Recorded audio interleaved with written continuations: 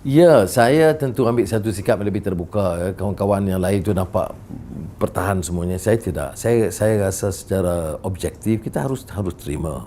Ada kekuatan. Apa kekuatannya? Kekuatannya ialah ada upaya untuk membetulkan kesilapan-kesilapan dari sudut urus tadbir yang besar. Ada ikhtiar yang bersungguh-sungguh untuk um, mengambil tindakan kepada dalam beberapa kes yang kita anggap keterlaluan dan terlalu terlanjur.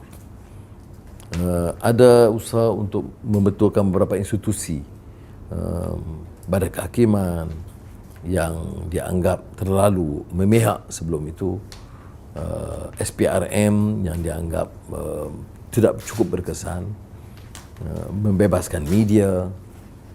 Okey, ya. Tetapi dari segi pelaksanaan ini memang ada kelemahan, ya.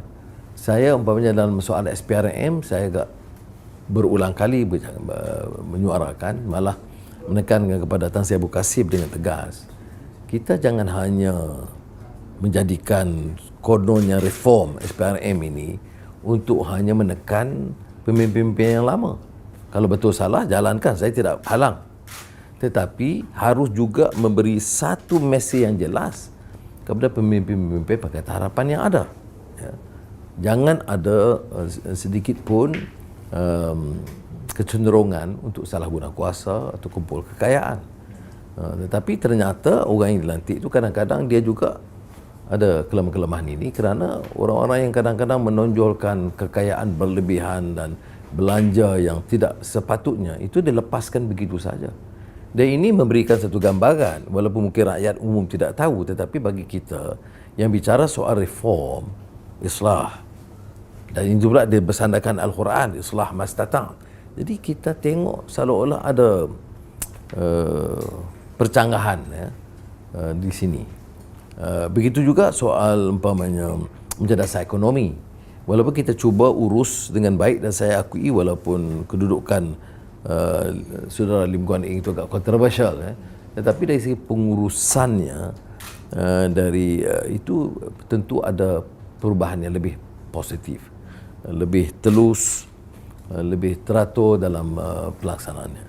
Cuma kerana tekanan kepada beliau itu supaya atur dan kendali dan ekonomi itu agak mengikut prosedur yang ketat dan kewangan yang ketat, jadi terasa bahawa pengagihan kekayaan kepada kelompok miskin dan terbiar itu nampak terkesan secara negatifnya, ya. Ini bukan baru, saya suarakan di Parlimen sendiri bila mula ada pemotongan yang agak drastis. Saya suarakan dalam mesyuarat di Parlimen, dan selepas itu Menteri Kewangan menambah balik sedikit. Kemudian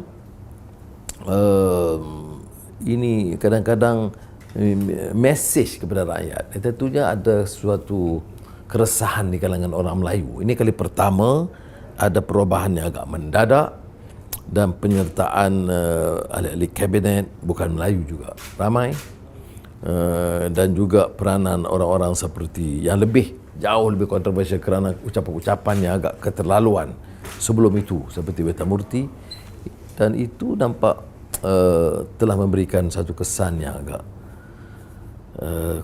tidak meyakinkan, ya. Dan kenyataan-kenyataan mereka juga kurang sensitif tentang perasaan masyarakat Melayu. Dan ini satu pengalaman kita lah, ya. Tetapi apakah ia menjadi seperti mana yang ditohmah seperti seolah dasar khianati amanah orang Melayu jadi miskin kerana Pakatan Harapan, itu saya rasa keterlaluan. Orang Melayu hilang tanah rizab itu puluh tahun sebelumnya. Orang Melayu hilang dana dan saham Bumi Putra puluh bilion itu pementadbiran sebelumnya. Puluh bilion hilang dari sudut pengurusan yang lemah itu pun sebelumnya. Jadi tetapi sentimen kaum itu sebenarnya cepat menikam, dan kadang-kadang memberikan kesan yang, sebab tu saya kalau lihat dalam Facebook saya banyak saya cuba tentang Islam itu punya peranan yang sangat besar saya gunakan teori Profesor Naqib Al-Atas, ya, bahawa tanpa Islam itu Melayu itu akan condong ke arah chauvinisme seperti mana kaum lain, China, India, Inggris lebih parah kalau ikut penjajahan. Tapi Melayu ini diselamatkan kerana Islam itu memberikan mereka tradisi akliyah, akal, kemanusiaan, keadilan, dan ini sebenarnya membantu kita. Tapi dan ini satu usaha yang berterusan, kerana bila kita susah, bila kita hilang pekerjaan dan ekonomi agak lebih tertekan atau hilang kuasa, maka yang kita paut itu adalah kaum. Dan saya tahu ramai kawan-kawan saya sendiri pun yang terdidik, teman-teman saya dalam CKK dulu pun dia kata, oh ini soal kaum. Tapi kita kena jaga waspada. Kaum ini penting, tak ada salah. Saya cukup kalau soal bahasa, budaya, sastra Melayu, soal ekonomi orang Melayu, saya tegas juga.